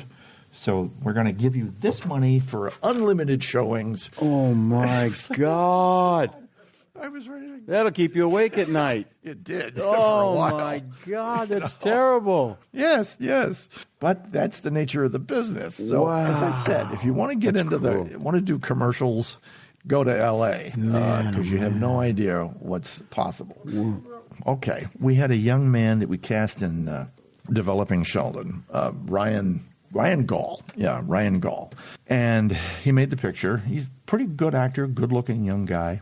And he goes to L.A. And all of a sudden, we're seeing him in commercials and in guest shots, national commercials. Really? And we're seeing him in network commercials, and we're seeing him in guest shots on, sitcoms. And boom, just like that, the kid's done like 18 national commercials. He's making money hand over fist, and he's on his way up. Now, it's been, 15 years at least? He had about a 5-year block, I think. Yeah. He's a millionaire. But yeah. Wow. Yeah, and even if you never know his name you'd recognize him maybe, but you don't know his name, but he's had a career. That's insane. Oh. That's insane. He just packed his van like a month after the movie. And went. No kidding. Yeah. He knew what he wanted.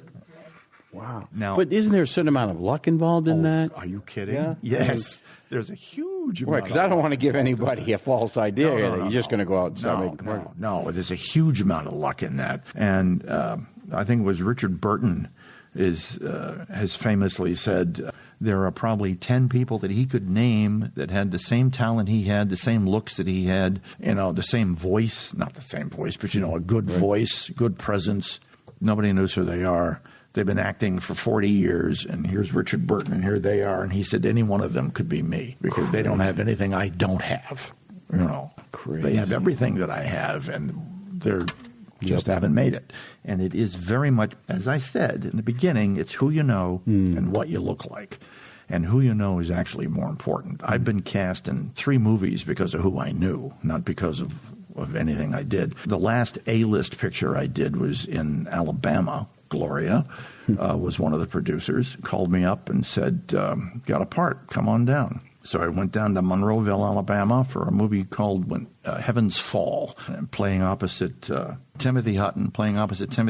No kidding. Yeah, and Lily Sabowski, if you know who she is. Yes, I do. And, for a week, and just out of nowhere, Nice to know people, isn't it? Tell them how you got picked for Wild Wild West. What? With oh, my God. The movie with... oh, my God. Yeah, the movie. Yeah, Will Smith, Barry Sonnenfeld, the director. It was based on what he looked like. This. You're not going to believe this one, but I'm sitting home one day. The phone rings. Our apartment out in, we lived at the Inland Inn, farthest inland you can go of Malibu Canyon. But anyway, phone rings. Answer the phone. Voice says, "I just want to confirm your appointment at Western Costume tomorrow at 9 o'clock." I said, "What are you talking about?" They said, "Well, for your fitting." I said, "For what?" She says, "For Wild Wild West." I said, "I'm not in Wild Wild West." "Yes, you are." "No, I'm not. I've never even auditioned for the movie. I'm not."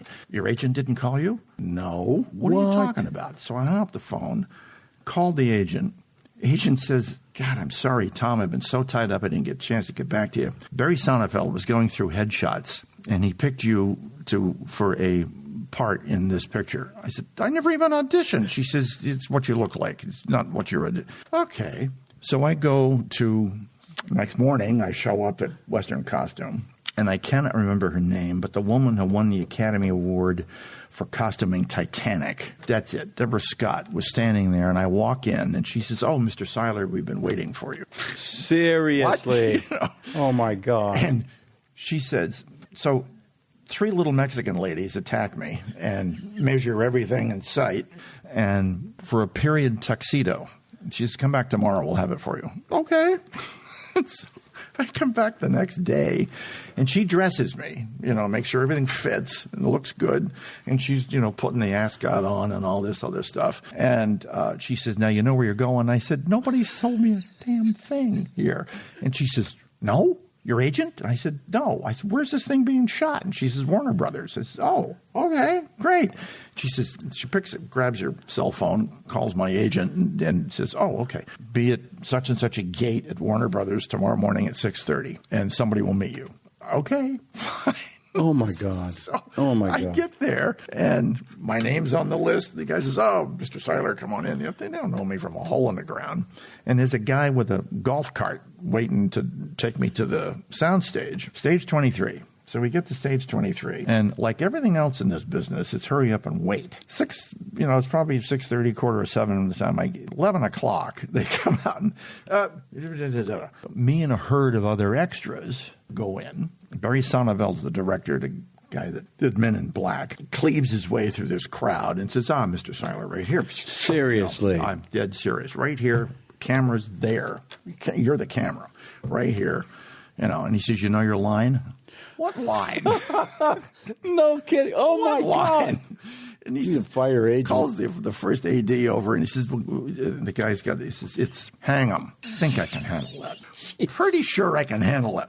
What's the cue?" Good question. And he says, Sonnenfeld said, "We'll run through it once." So we run through it. Hang 'em. Perfect. Okay. We're going to shoot this one. So first, the scene is when Will Smith is about to get hung, and he's trying to talk his way out of it. I assume you've seen that. I have seen it, yeah. And he's doing this whole monologue thing about, doing on the lady's breasts and all of that other stuff. And at the end of it, they cut to me, and I'm standing there with the "hang 'em." And the movie comes out. Joyce and I go see it. I got 4 close-ups in this picture. Really? Yeah, 4 close-ups. And it's like, what? That's fascinating. It's fascinating. And I'm blown away by this whole thing. How the hell did it? It's what you look fluke, like. Huh? It's wow. what you look like. That's amazing. He wanted What, did you look different than you do now? Would you? Yeah. Well, other than the fact that my beard is probably a little darker, he wanted a quote-unquote Kentucky Colonel type look and picked me. And you watch the movie, and I got 4 close-ups, and the line kind of gets stepped on, but that's okay. Who cares? You know. Isn't it odd seeing yourself on screen on TV? Not anymore. The first few times, yeah. Because you're kind of looking at yourself and it's going, surreal. It is. But I remember when we were going back to Men in the Iron Mask, I had a small part in that. And we're with Gloria in the... they were looking at the rushes for to put the music in. And since I was one of the producers or associate producers on that with her, of course, she did all the work. I was just sort of holding the fort there. And up comes one of the scenes I'm in, and she said, "Tom, the camera likes you." How important is that? Because if the camera doesn't like you, you ain't going anywhere. Right. Gloria, beautiful woman, lovely girl. On camera, she looked like a chipmunk. No kidding. Her cheekbones were actually too high. She looked like a chipmunk, right, Joyce? Yeah. In real life, you didn't. She's a lovely girl. You never notice any of this. The camera goes through, and you go, "Oh, wow." You know? And I mean, that's not her fault. This is the way God made her, you know. And there are people who are not photogenic, and there are people who are. Through the luck of the draw, I am with my beard. I'm not without the beard. No kidding. No kidding. Yes, absolutely. Now that's fascinating. Absolutely.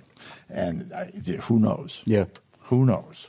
Who knows why that is or how that plays out, but it's the way the eye sees it. It's going to be completely different. So I know early on, I asked if you're doing anything, and you said not really. But in the back of your mind, are there things percolating? Are there things that are left undone that you really would kind of like to do, or that collaborations you're hoping to get done? I wrote 16 scripts, movie scripts. You did? Full-length movie scripts? Yes.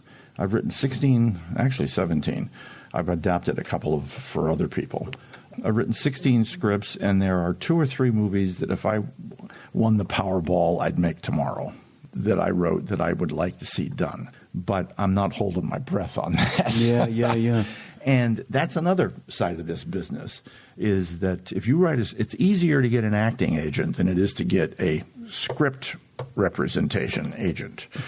Again, back to Iron Mask. I can't remember the guy's name. The guy that played Richelieu. I can't remember. Well, anyway.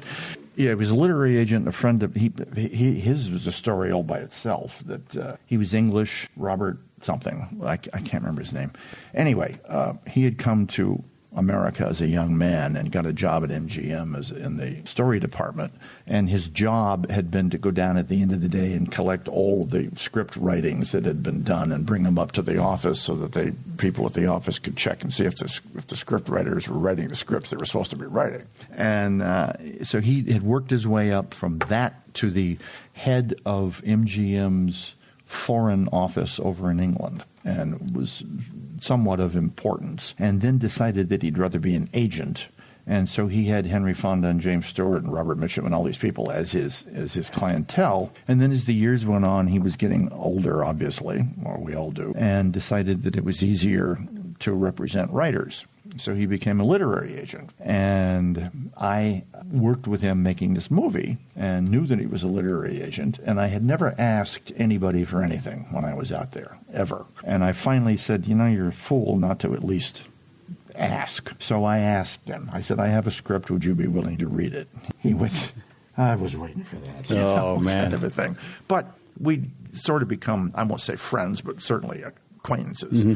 So I read the script and sent it back and basically said, good script, I can't sell it. They're not making Westerns anymore, which was crap, but that's beside the point. You would believe the excuses people come up, we can't make that. They don't make period pictures anymore. That year, there'd be 7 Academy Award nominations for period films. But, I'd like to see 2 or 3 of the scripts that I've written turned into movies. But if it happens, it happens. If it doesn't, it doesn't. You like directing?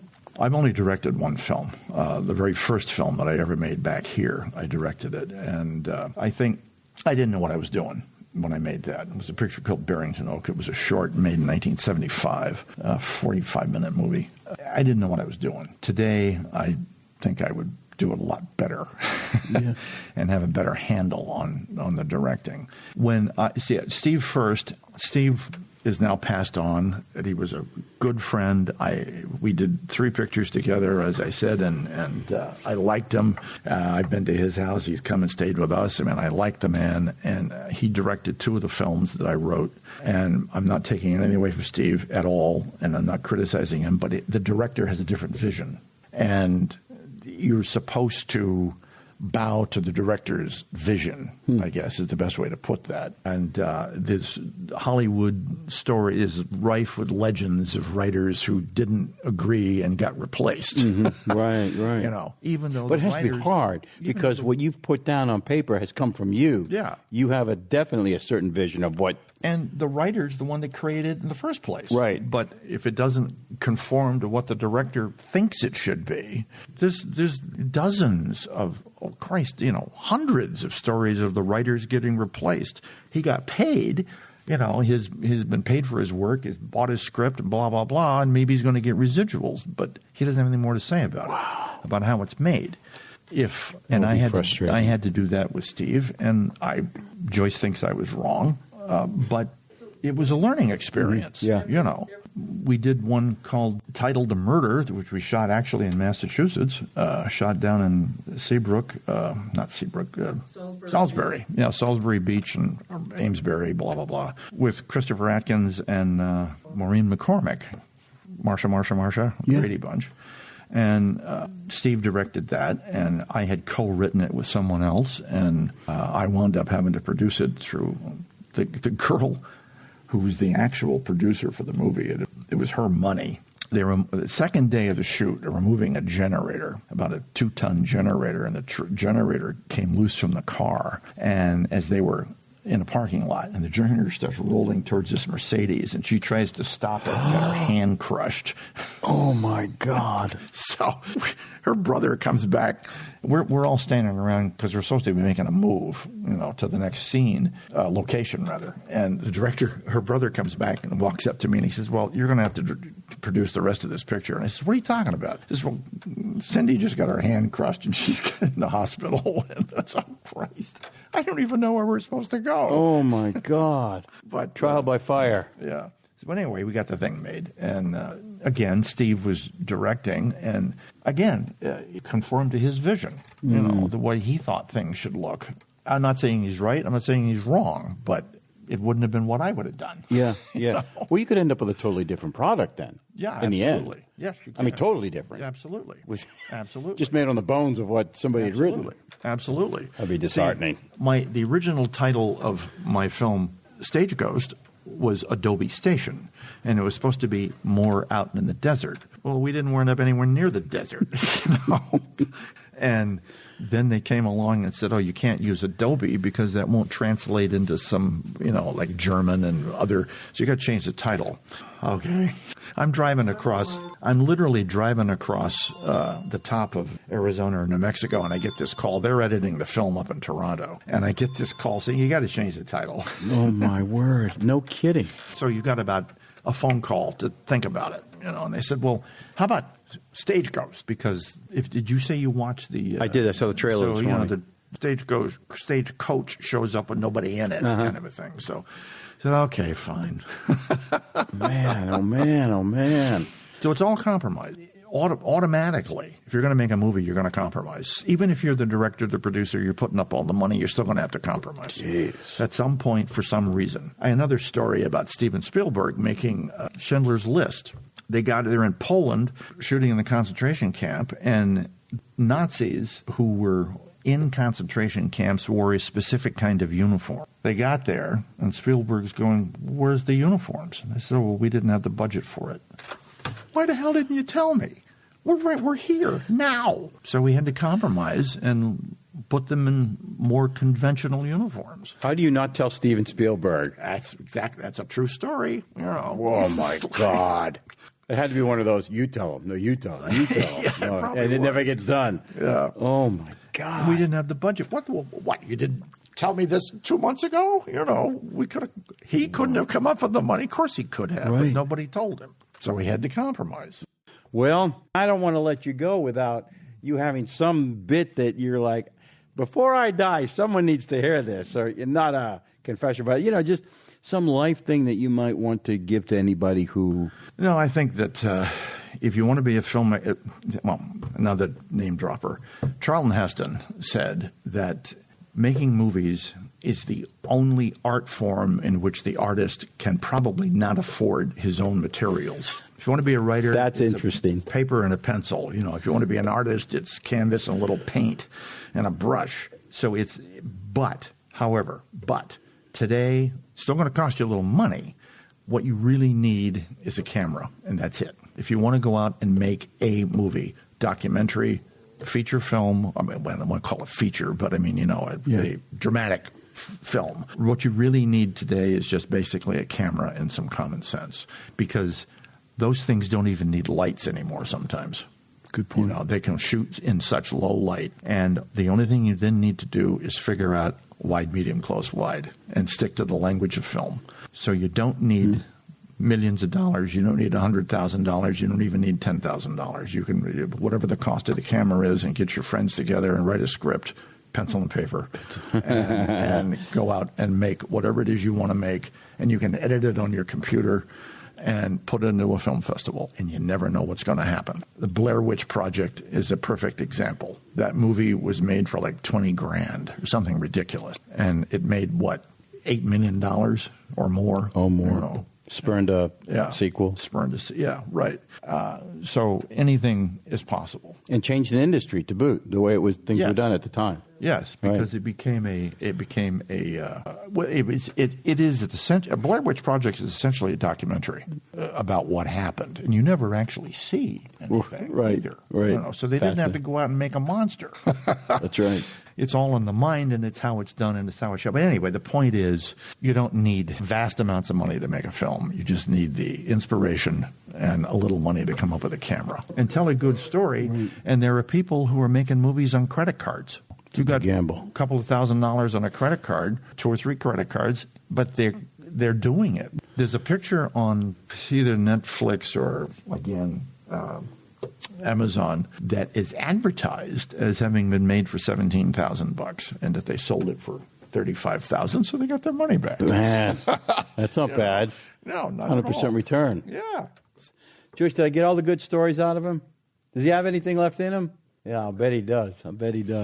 Please one more. Through a set of circumstances, I was invited by a friend to go to the island nation of Cyprus and to write a story about the Cypriot struggle for independence from the British back in the 60s, late 60s, early 60s, I guess it was early 60s. And so I went, and it was a marvelous experience. I spent a month in Europe, a week in Zurich, because the agreement that gave Cyprus its independence from the British is called the Zurich Accords, which were signed there. And a week in London, because all of the military actions between the British and the Cypriot, Greek Cypriots, IOKI. What the hell is it? Something like that. The name of the terrorist organization, so-called terrorist organization back in those days. All of the military actions were in the British Museum or in the Army Museum. So I went to do all this research, and then went and spent 10 days in Cyprus, where I was with the Prime Minister, and they showed me all of the areas and all of the sites in which the military actions had taken place. And the British don't come out very good on this at all. I mean, they hung a 14-year-old boy because he was carrying a message from point A to point B and didn't even know what the message was. And, they took me into the execution chamber where he was hung, in the prison in which he was hung, and probably had more impact on me than my mother's death, if you know what I mean. Yeah. Because you could just imagine the fear, and it was creepy, and at the same time it was heartbreaking, and at the same time it was awe-inspiring in a bad way. Yeah. You know? Yeah. But the film never got made because I came back. This was in August of 2001, and I got home and discovered that I had the cancer that I had moved into my kidney. And we were packing our car to go to L.A. because if I went to all of my medical stuff was taken care of in the Motion Picture Hospital in Woodland Hills in California through the Screen Actors Guild Producers Health Plan, so it didn't cost me a dime. It's another good reason to join SAG, by the way. And we're in the process of packing the car to get on the plane, and my ex-wife, who happened to live next door, friends and all of that, comes out and she's hollering at me from the steps. And I, what's going on? I thought something had happened to one of her kids, and so I ran over, walked in just in time to see the second plane fly into the South Tower. And she says, "That's the plane I put you on." Oh, yeah, that's the plane you would have been on if you hadn't been too damn lazy to get up in that early hour in the morning. Oh my God! Yes. Okay, that's a great story. So I've never flown since. I figured I used up all my luck right there. Mama.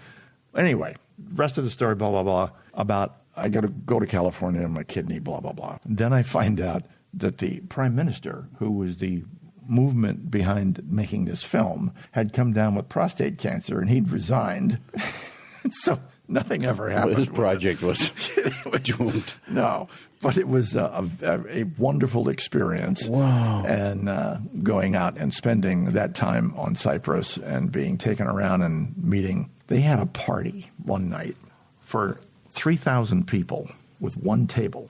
Now listen. It was on the beach at a place called Coral Bay, the Coral Bay Inn or Hotel or whatever it was. And it was a launch for a business called Pandora. And there was the biggest round table I've ever seen in my life, packed high with food and drink and everything else. And then over here, there was another long table that was just for the prime minister and the French ambassador and the German ambassador and the Greek ambassador and the Minister of Finance from Jordan, who was a billionaire, and me, and my friend who was married to the Prime Minister's daughter. So us three, and then all these other quote-unquote dignitaries. And I'm sitting across from the Jordanian Minister of Finance, and he says, "Oh, you minister too?" And I said, "No, actor." And he went, "Actor? American actor?" "Yeah, John Wayne." So we sit there and talk about John Wayne, and the rest of the table's listening. John Wayne? Oh, my God. He knows John Wayne? No, I don't know John Wayne. I wouldn't know John. No, I don't know John Wayne. Wow. That's right where they go, though. He was a huge Western fan, and into the story, he says, "You come, Jordan, we go make movies." I said, "You going to finance it?" And he said, "What?" Yeah. Dang. That's my story. That's a good one. That's two good ones to end on. Well, Tom, thank you so much for coming by. Well, you're very Joyce, welcome. thank you for letting him come by. And thank you for reaching out. I appreciate that. I know there's so much more in there. I'd love to have you back. Sure. Pick a day. Yeah. We should, because and what I'd like to do next time is have you back in to talk about what you wanted. I mean, these are all questions that I had for you, but well, no, you have to ask me because otherwise I can't remember. Oh, jeez.